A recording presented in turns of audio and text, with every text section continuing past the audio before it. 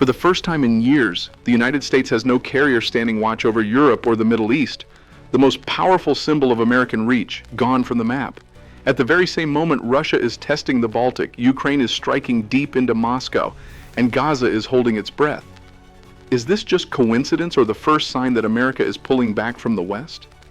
In recent days, the USS Gerald R. Ford, the most advanced aircraft carrier in the U.S. Navy, was ordered to leave the Mediterranean and head toward the Western Hemisphere. On paper, it looks like a routine rotation.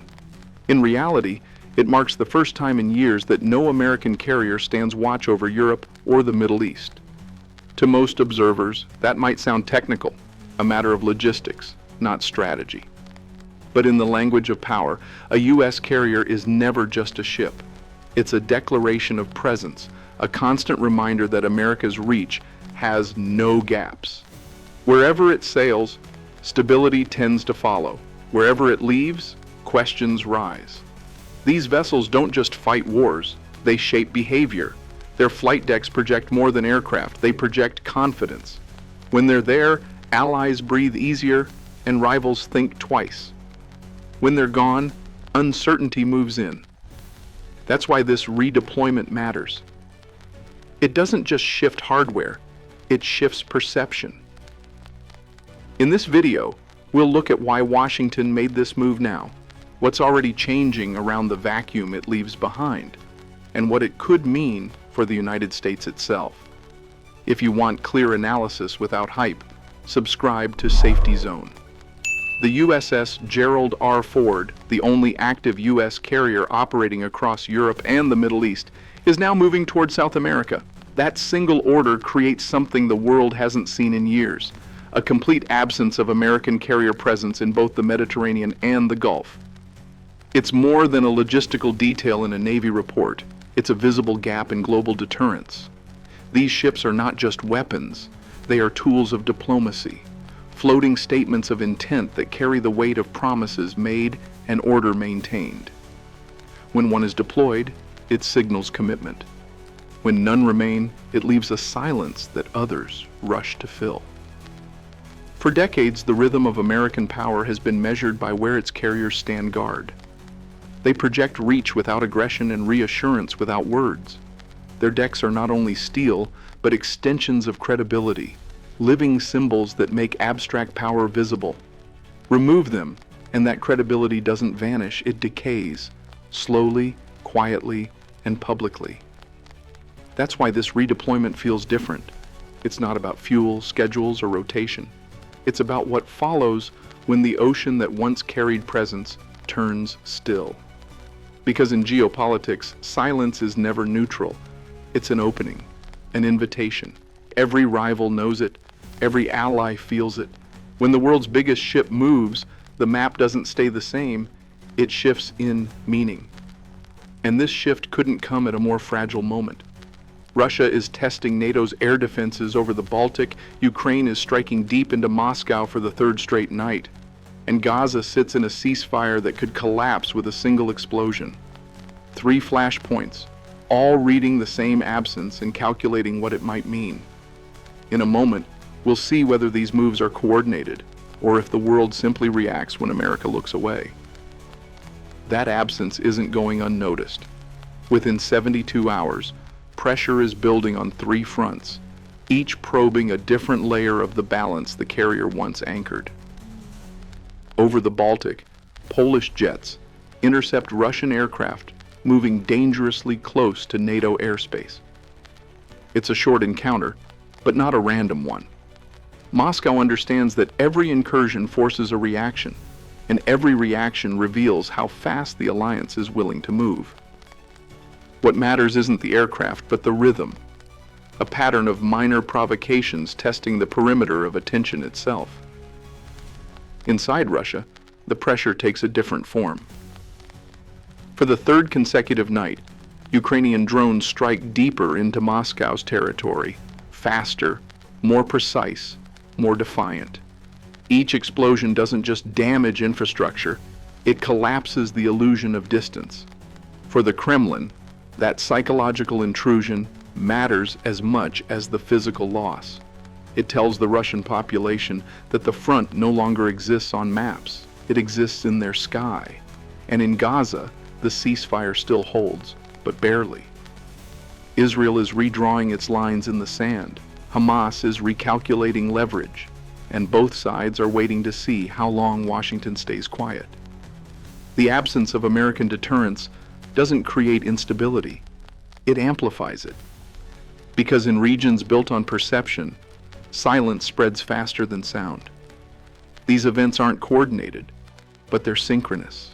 Each actor interprets the same vacuum differently, as opportunity, as experiment, as warning. For Russia, it's a moment to probe NATO's reflexes without triggering escalation. For Iran and its network of proxies, it's a window to stretch regional limits while the global spotlight drifts elsewhere. For China, it's a live simulation of Western endurance, a case study in how democracies manage simultaneous strain. Each move adds a data point. None of these actions start a war, but all of them measure one thing: attention span. In geopolitics, perception moves faster than deployment, and hesitation becomes information. The longer the gap lasts, the more each capital recalibrates what it believes the United States is willing or even able to defend. So the question isn't whether these incidents are connected, it's whether they're reactive. Because when the world starts reacting to America's movements, it's America that risks losing control of the rhythm. And that's why the next question matters most. Why now? Why move the carrier at the very moment when every front seems to be waiting for a signal? The timing isn't random. Washington presents the carrier's redeployment as part of a scheduled rotation, a standard adjustment in fleet management. That may be accurate on paper, but in strategy, timing speaks louder than press releases. The Ford isn't only leaving Europe and the Middle East, it is crossing a psychological line, moving closer to the Western Hemisphere just as tensions rise around Venezuela and the Caribbean. Officially, this is about maritime security and training operations. Unofficially, every regional capital knows that a carrier's position is never just geography. It is intent made visible. When that intent shifts, everyone reads it differently. Some see flexibility, others see fatigue. With Ukraine grinding on, Gaza unstable, NATO under pressure, and the Pacific demanding constant attention, Washington may simply be conserving strength, avoiding the trap of fighting on too many fronts at once. Repositioning in that sense becomes an act of restraint disguised as motion. Yet, ambiguity is also a weapon. The Pentagon rarely explains whether it is pulling back or preparing for something new because the uncertainty itself creates leverage. When adversaries can't read intent, they hold back. And in geopolitics, hesitation is time, and time is power. But ambiguity has two edges. The same silence that unsettles rivals can make allies doubt commitment, and that doubt spreads faster than facts. So this move is not just a test of logistics, it's a test of interpretation. What matters most now isn't where the Ford goes, but how the world decides to read it. Every capital is watching the same decision through a different lens.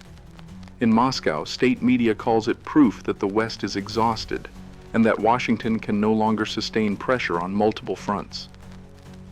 Russian analysts frame the redeployment as validation of what the Kremlin has claimed for months, that the United States is overstretched, distracted, and destined to turn inward. The message works at home because it feeds a national narrative, one built on endurance and inevitability. For Moscow, every sign of American hesitation becomes confirmation that time is on Russia's side. In Tehran, the tone is colder and more tactical. Iranian officials and their regional proxies read the carrier's absence as an opening, a chance to test where Washington's red lines really lie. In the Gulf, in Syria, in the Red Sea, small provocations now serve as diagnostics, each one measuring how fast and how far the U.S. can react without a visible flagship nearby. Every delayed response becomes data for the next escalation. In Beijing, the interpretation moves beyond geography. For China, this is not about the Mediterranean or the Caribbean, it is about the system itself, about watching how the West handles sustained strain and whether democratic structures can adapt under pressure without cracking.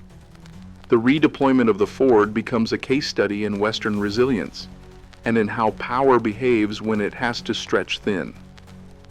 Meanwhile, allies feel the vacuum more immediately. In Europe, the absence of a carrier in the Mediterranean amplifies a sense of exposure. In the Middle East, partners long accustomed to a constant American umbrella now face the need to take more responsibility for their own defense. The symbolic weight of the decision pushes accountability downward, forcing regional actors to hold their own line. That's why this move carries more than military meaning. It alters perception, and perception shapes behavior. And yet, the real pressure may not be out there. It may be at home. The real impact of this move begins at home. In the United States, perception often moves faster than policy, and reactions move faster than understanding. Markets react before diplomats do.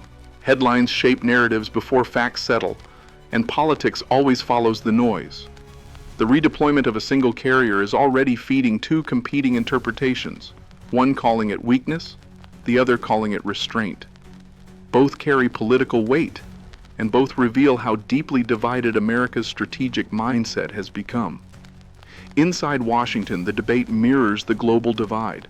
One camp warns that withdrawing assets from Europe and the Middle East sends the wrong signal to allies and adversaries alike, that it erodes deterrence and invites testing. The other argues that endless forward deployment is a trap, that America cannot lead everywhere at once, and that strategic focus is not retreat but survival. The truth lies somewhere in between, but perception rarely waits for nuance. The media amplifies contrast, not context.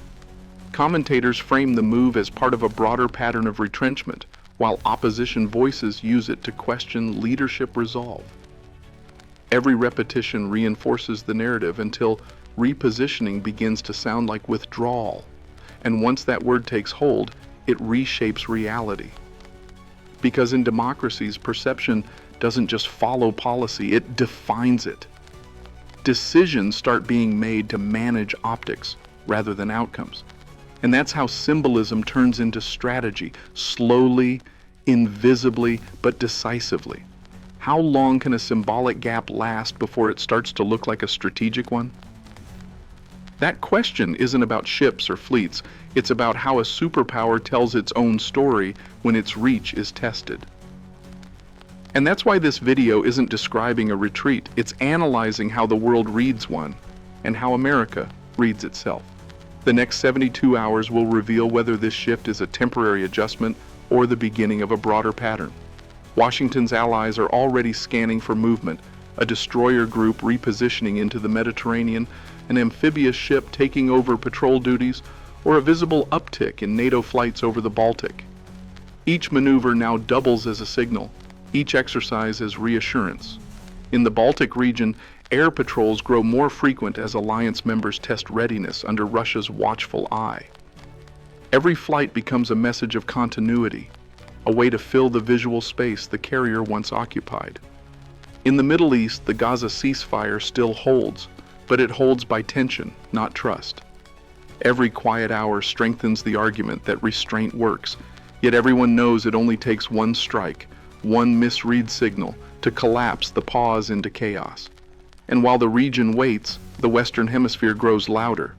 The Ford's new position brings it within operational range of Venezuela, where political instability and renewed Russian interest are reshaping the equation. U.S. diplomats are already working behind closed doors, aware that presence alone can alter leverage. Even Moscow is watching this carefully, understanding that proximity changes pressure. Different theaters, different actors, but the same clock, each testing how long the United States can hold global attention without dispersing its focus. Time itself becomes the variable of power. Because in geopolitics, time is a weapon too, and right now everyone is watching the same clock. The next signal might not come from a battlefield at all. Maybe America isn't pulling back from the West. Maybe the West is pulling back from the idea of America. from the belief that U.S. presence guarantees order by default. Because the real issue isn't where a carrier sails, it's what its movement means to those who watch it.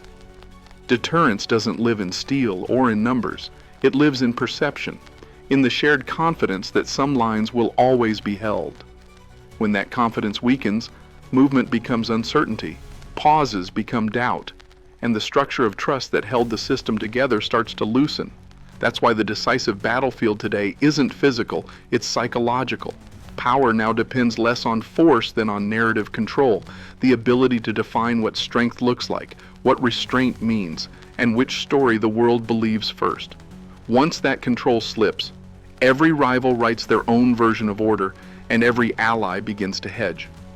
So the question isn't whether the United States has stepped back, but who defines what that step means, and whether it will be interpreted as strategy or surrender. Who defines that perception? Us, or those who would rather see us doubt it? If you want analysis that separates noise from signal, subscribe to Safety Zone.